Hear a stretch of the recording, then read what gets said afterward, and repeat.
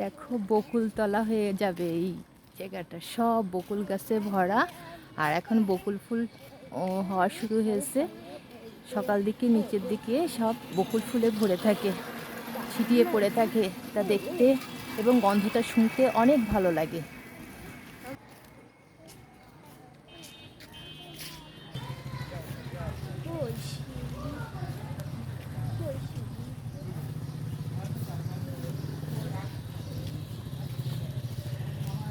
এখানে এসেই শুরু হয়ে যায় এদের শিউলি ফুল টুকানো।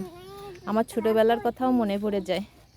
আমরাও সেই ছোটোবেলায় ওই পাশে নিপুণ স্টেডিয়ামে শিউলি ফুল গাছে এত পরিমাণে শিউলি ফুল পড়ে থাকতো, আমরা সেই ভোরবেলায় যেয়ে টুকায় নিয়ে আসতাম। এখন তো আর এই বাচ্চাদের তো আর ভোরবেলায় ওরকমভাবে বার হওয়ার সুযোগ পায় না এরা, কিন্তু এখানে এসে পায় বলে এই টুকানো শুরু হয়ে যায় ওদের। আর দেখতেও ভালো লাগে বেশ। অনেকগুলো তাজা তাজা ফুল সব পড়ে আছে। এই যে এই গাছটা থেকে পড়ে থাকে, খুব চমৎকার লাগে শিউলি ফুল। এই যে তুমি পাইছো? ওয়াও, কি সুন্দর না বলো? তুমি কি গন্ধ শুকছো? বলি বাবা,